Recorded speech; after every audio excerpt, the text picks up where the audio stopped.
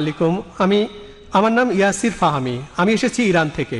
আমি যেটা জানতে চাই, আপনি নিশ্চয়ই সালমান রুশদির স্যাটানিক ভার্সেস পড়েছেন। একজন মুসলমান হিসাবে কেউ বইটা পছন্দ করবে না। আপনি কি মনে করেন যে ইমাম খোমেনি যা করেছিলেন তিনি কি ফতোয়াটা দিয়ে ঠিক করেছিলেন? এটাই আমার মূল প্রশ্ন। ইমাম খোমেনি যা করেছিলেন ফতোয়া জারি সালমান রুশদির বিরুদ্ধে, সেটা কি ঠিক ছিল? আপনি প্রশ্ন করেছেন সালমান রুশদি সম্পর্কে ইমাম খোমেনি যে ফতোয়া জারি করেছিলেন সেটা ঠিক ছিল কিনা। আমার প্রশ্ন হচ্ছে, কেন ইমাম খোমেনি ফতোয়া জারি করলেন 1 বছর পরে? যে দেশ সবার আগে সালমান রুশদির স্যাটানিক ভার্সেস নিষিদ্ধ করেছিল সেটা ইন্ডিয়া। আর আমি এই কাজটার জন্য রাজীব গান্ধীকে অভিনন্দন জানাই। কেন ইমাম খোমেনি সালমান রুশদিকে হত্যা করার ফতোয়া দিলেন 1 বছর পরে? কারণ তাকে নিয়ে কোনো খবর হচ্ছিল না। সবই রাজনীতির খেলা। আপনি যদি ফতোয়া দিতে চান আপনি সেটা দেবেন। বইটি পৃথিবীর বিভিন্ন দেশে সমালোচিত হয়েছে, অনেক দেশ নিষিদ্ধ করেছে, আর তিনি ফতোয়া দিলেন তাকে হত্যা করতে হবে। ঠিক না ঠিক সেটা পরের কথা। এটাই হচ্ছে রাজনীতির খেলা, রাজনৈতিক সুবিধা।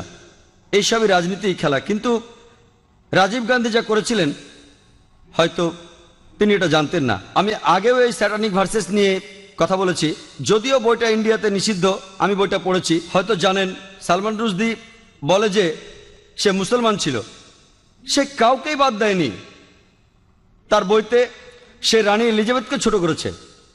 আর সেই একই ব্রিটিশ সরকার এক আমেরিকান লেখকের বই নিষিদ্ধ করেছে অশ্লীল শব্দ ব্যবহারের জন্য, father uncle cousin king, Margaret থ্যাচারকে উদ্দেশ্য করে।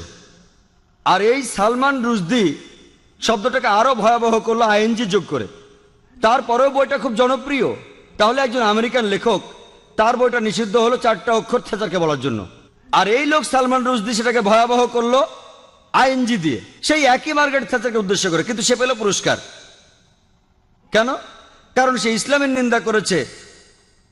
এতে তারা খুব খুশি। আর আপনি কি জানেন সে বাদ দেয়নি রাম সীতাকেও?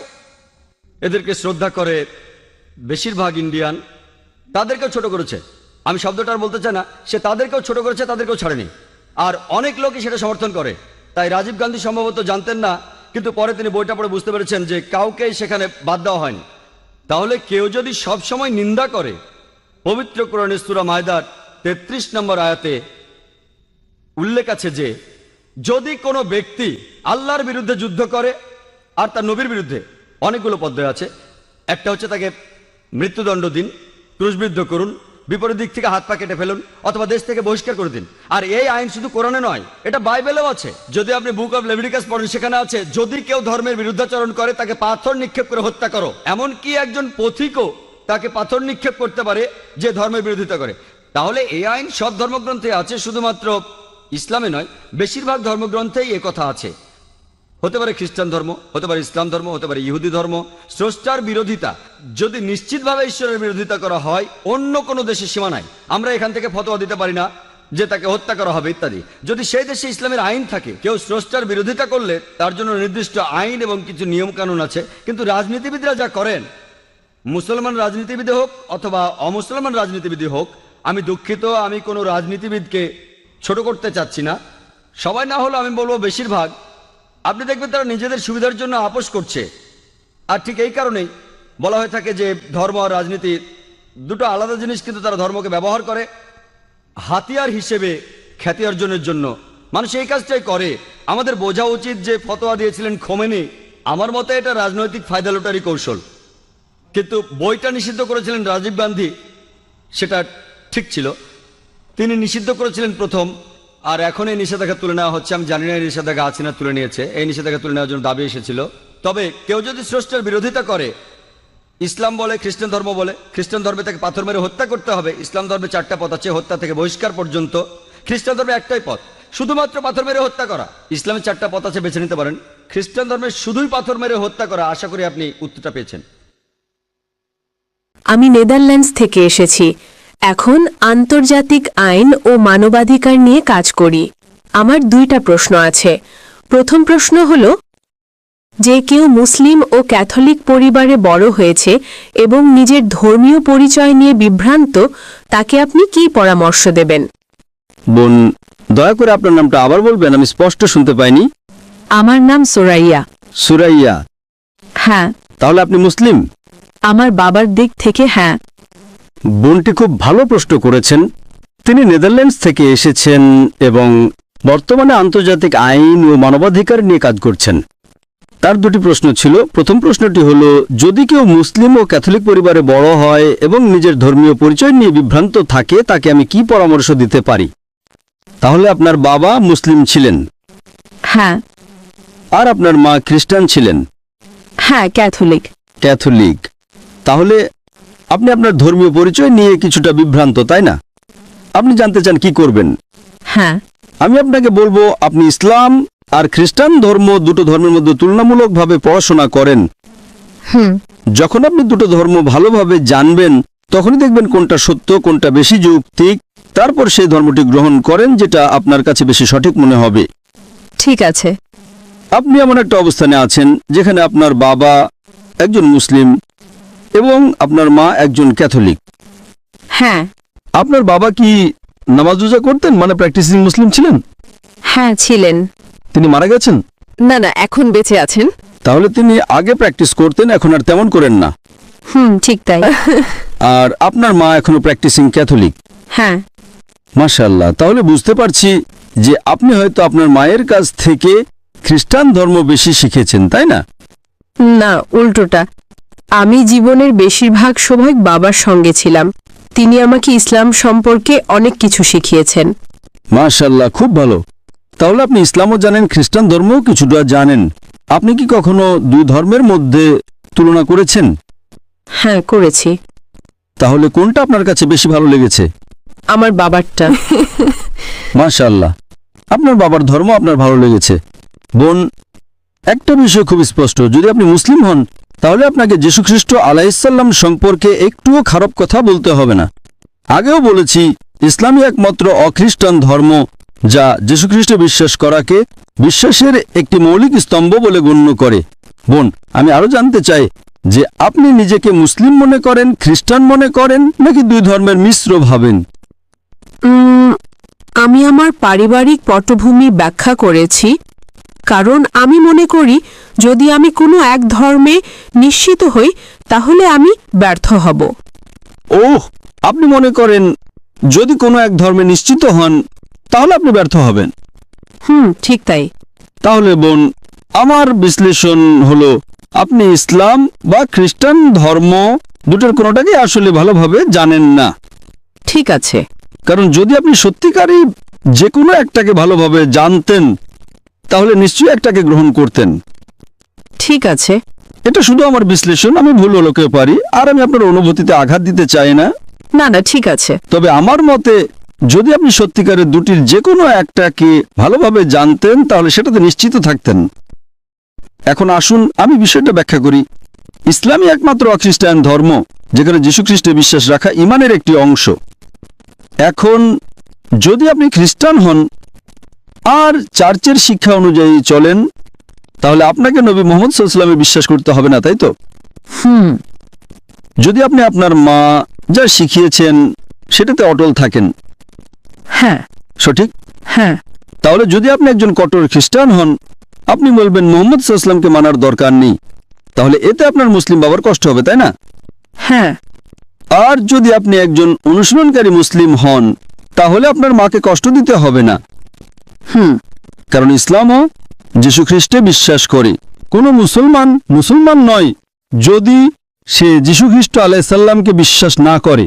আমরা বিশ্বাস করি যে তিনি ছিলেন আল্লাহর অন্যতম একজন মহান রাসূল। আমরা বিশ্বাস করি যে তিনি কোনো পুরুষ ছাড়া আল্লাহর ইচ্ছায় অলৌকিকভাবে জন্ম নিয়েছেন। অনেক আধুনিক খ্রিস্টান এটা মানে না, কিন্তু ইসলাম এটা বিশ্বাস করতে বাধ্য করে। আমরা আরো বিশ্বাস করি যে তিনি আল্লাহর অনুমতিতে মৃতদের জীবিত করেছেন, অন্ধ কুষ্ঠরোগীদের সুস্থ করেছেন। আসলে মুসলমানরা কোরআনে যীশুখ্রিস্ট আলাইহিস সালামকে খ্রিস্টানদের বাইবেলের তুলনায় বেশি সম্মান দেয়। আপনার মা কি যীশুখ্রিস্ট আলাইহিস সালামের নাম নেওয়ার পরে বলেন আলাইহিস সালাম? না। আমি বলি ঠিক না? ঠিক। এবং আপনার বাবাও হয়তো বলতেন, তাই না? হ্যাঁ। তাহলে বলুন, কে যীশুখ্রিস্ট আলাইহিস সালামকে বেশি সম্মান করে? ইসলাম। ঠিক বলেছেন। তাই সিদ্ধান্তটা খুব সহজ। যদি আপনি মুসলিম হন তাহলে আপনি কি যীশুখ্রিস্ট আলাইহিস সালামের উপর বিশ্বাস রাখতে হবে। আপনি কি জানেন অনেক খ্রিস্টান আছেন যারা যীশুখ্রিস্ট আলাইহিস সালামে বিশ্বাসই করেন না? হ্যাঁ। তারা যীশুখ্রিস্ট আলাইহিস সালামকে সম্মান করে না। কিন্তু আপনি একজন মুসলমানও খুঁজে পাবেন না যে বলবে আমি যীশু খ্রিস্ট আলাইসাল্লামকে সম্মান করি না। যদি কেউ এমন বলেন তাহলে সে মুসলমানই থাকবে না। আপনি কি এটা জানেন? হ্যাঁ। ঠিক তাই, মুসলিম যীশু খ্রিস্ট আলাইসাল্লামকে অসম্মান করতে পারে না। তার নাম নেওয়ার পর আমাদের বলতে হয় আলাইহিসসালাম। সাধারণ কেউ ভুলে না বললে হয়তো ক্ষমা পেতে পারেন, কিন্তু আমি একজন জ্ঞানের ছাত্র হিসেবে আমাকে অবশ্যই তাকে সম্মান করতে হবে। হ্যাঁ। তাহলে দেখুন, ইসলামকে সঠিকভাবে বুঝলে দেখা যায় যে ইসলাম খ্রিস্টান ধর্মের অনেক মূল শিক্ষা ধারণ করে। বেশিরভাগ খ্রিস্টান বিশ্বাস করে যীশু খ্রিস্ট আলাইহিসসালাম নিজেকে ঈশ্বর বলেছেন অথবা তিনি ঈশ্বরের পুত্র, কিন্তু মুসলমানরা এতে একমত না। এবং তুলনামূলক ধর্মতত্ত্বের ছাত্র হিসেবে আমি যে কোনো খ্রিস্টানকে চ্যালেঞ্জ করছি, বাইবেলের কোনো জায়গা থেকে আমাকে একটা স্পষ্ট উক্তি দেখান যেখানে যীশু খ্রিস্ট আলাইহিসসালাম নিজেই বলেছেন যে আমি ঈশ্বর, অথবা বলেছেন আমার পূজা করো। যদি কোনো খ্রিস্টান বাইবেল থেকে এমন একটা স্পষ্ট এবং সুস্পষ্ট বাক্য দেখাতে পারেন, তাহলে আমি ডাক্তার জাকির নায়েক এখনই খ্রিস্টান ধর্ম গ্রহণ করতে প্রস্তুত। আপনি যদি বাইবেল পড়েন, যীশু খ্রিস্ট নিজেই বলেছেন যে আমার পিতা আমার চেয়ে মহান। In Gospel of John chapter number 14 verse number 20. আবার তিনি বলেন Gospel of John chapter 10 verse number 29. আমার পিতা সবার চেয়ে শ্রেষ্ঠ। It's mentioned in the Gospel of Matthew chapter number 12 verse number 28. যীশু খ্রিস্ট বলেন আমি ঈশ্বরের আত্মা দিয়ে শয়তান তাড়াই। In the Gospel of Luke chapter number 11 verse number 20, Jesus Christ peace be upon him says, আমি ঈশ্বরের আঙুল দিয়ে শয়তান তাড়াই। it's mentioned in the Gospel of John chapter number 5 verse number 30. যীশু খ্রিস্ট স্পষ্ট বলেন আমি নিজে থেকে কিছুই করতে পারি না, যেমন শুনি তেমনি বিচার করি। আমার বিচার ন্যায়, কারণ আমি নিজের ইচ্ছা নয় বরং যিনি আমাকে পাঠিয়েছেন তার ইচ্ছা অনুসরণ করি। যদি কেউ বলে আমি নিজের ইচ্ছা নয় বরং সর্বশক্তিমান ঈশ্বরের ইচ্ছা অনুসরণ করি, তাহলে সে একজন মুসলিম। অতএব যীশু খ্রিস্ট নিজেই বাইবেলে বলেছেন যোহান 5:30 অনুযায়ী যে তিনি এক অর্থে মুসলিম, অর্থাৎ আল্লাহর ইচ্ছার প্রতি আত্মসমর্পণকারী। It's mentioned in the Gospel of Matthew chapter number 5 verse number 7-20. Jesus Christ peace be upon him says, তিনি বলেন মনে করো না যে আমি আইন বা নবীদের ধ্বংস করতে এসেছি। আমি ধ্বংস করতে আসিনি, বরং পূর্ণ করতে এসেছি। যে কেউ আদেশ ভঙ্গ করবে আর মানুষকে তা শেখাবে, তাকে স্বর্গে ক্ষুদ্রতম বলা হবে, আর যে আদেশ মানবে আর মানুষকে মানাতে শেখাবে স্বর্গে মহান বলা হবে। তিনি আরো বলেন যদি তোমাদের ধার্মিকতা পণ্ডিত ধর্মপ্রাণ লোকের চেয়ে বেশি না হয়, তবে তোমরা স্বর্গে প্রবেশ করতে পারবে না। এই কথাগুলো বাইবেলের কিং জেমস ভার্সনে লালক্ষরে লেখা, অর্থাৎ যীশু খ্রিস্টের নিজ মুখের কথা। it's mentioned in the Gospel of John chapter number 14 verse 24. Jesus Christ peace be upon him says, তোমরা যে কথা শুনছো তা আমার নয়, বরং যিনি আমাকে পাঠিয়েছেন আমার পিতার। it's mentioned in the Gospel of John chapter number 17 verse number 3.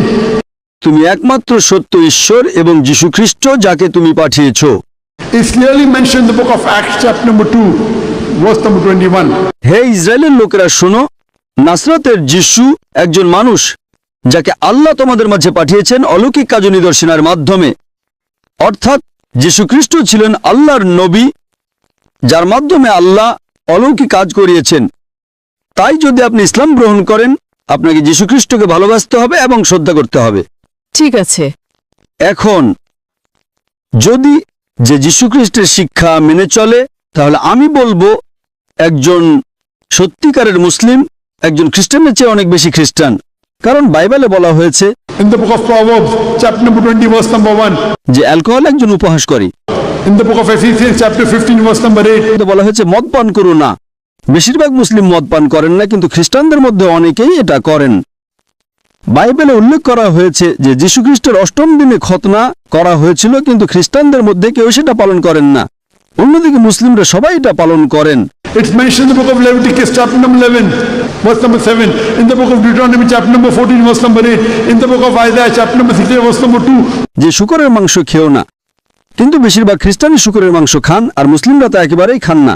তাহলে বলুন যীশু খ্রিস্টের শিক্ষা কে বেশি অনুসরণ করছে, মুসলিমরা না খ্রিস্টানরা? তাই যদি আপনি ইসলামের শিক্ষা অনুসরণ করেন, তাহলে বাস্তবে আপনি যীশু খ্রিস্টের সত্যিকারের অনুসারী হচ্ছেন। আর হয়তো আপনার মা প্রথমে অসন্তুষ্ট হতে পারেন, কারণ তিনি জানেন না।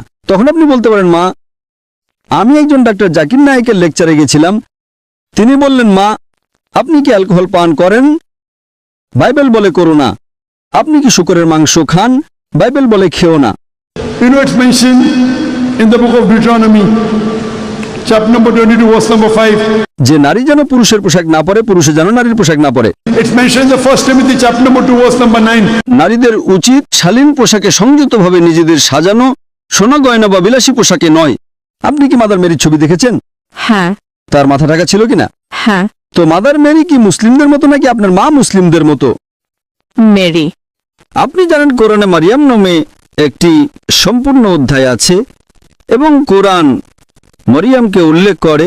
It's mentioned in Surah Imran chapter 3, verse number 42. وَإِذْ قَالَ الْمَلَائِكَةُ يَا مَرْيَمُ إِنَّ اللَّهَ اصْطَفَاكِ وَطَهَّرَكِ وَاصْطَفَاكِ نِسَاءَ الْعَالَمِينَ। কোরআন মা মেরিকে সকল জাতির নারীদের ওপরে বলে অভিহিত করে। তো কে মা মেরিকে বেশি সম্মান করছে, বাইবেল নাকি কোরআন? কোরআন। তো আপনি কাকে অনুসরণ করবেন, বাইবেল নাকি কোরআন? কোরআন। তো আপনি কেন কোরআন অনুসরণ করছেন না? জি। আমি আপনাকে বলছি অন্তত সেই আয়াতগুলো অনুসরণ করুন যা আপনি দেখেন। আমি আপনাকে একটা সমাধান দেব বোন, ঠিক আছে? সমাধান, খুব ভালো সমাধান যা কেউ আপত্তি করতে পারবে না। আপনার বাবা মায়ের কাছে যান এবং বলুন যে ঠিক আছে, আমি সেটা অনুসরণ করব যা সাধারণ, যা ভিন্ন হয় সেটা আমরা কালকে আলোচনা করব, ঠিক? হ্যাঁ হ্যাঁ। আমরা যা সাধারণ তা অনুসরণ করি। বাইবেল বলে শূকরের মাংস খেও না, কোরআন বলে শূকরের মাংস খেও না। আমরা শূকরের মাংস খাই না। বাইবেল বলে অ্যালকোহল পান করো না, কোরআন বলে অ্যালকোহল পান করো না। আমরা অ্যালকোহল পান করি না, ঠিক? সঠিক। তো অন্তত আসুন, বাইবেল বলে মাথা ঢাকতে, কোরআন বলে মাথা ঢাকতে। Bible says in the 1 Corinthians chapter number 11, verse 5 to 6. যে নারী মাথা না ঢেকে প্রার্থনা করে সে তার মাথাকে অসম্মান করে, তার মাথা মুড়িয়ে ফেলা উচিত। কোরআনে এমন কোনো আয়াত নেই। তো বাইবেল কোরআনের চেয়ে বেশি কঠোর, যা আপনাকে আপনার মাথা ঢাকতে হবে। এমনকি কোরআনেও বলে মাথা ঢাকতে।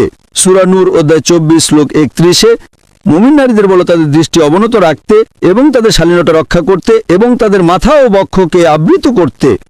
তো বোন, আপনি কেন অন্তত দুটি অনুসরণ করছেন না? আপনার পালানোর কোনো সুযোগ নেই এখন, ঠিক? সঠিক। আপনাকে হিজাব করতে হবে। কখন থেকে? সময় হলে। আরে বাইবেল বলছে, কোরআন বলছে, আপনি বলছেন সময় হলে, নাকি আজ? হয়তো আপনাকে এটা কিনতে হবে। আপনি কিভাবে বলছেন সময় হলে?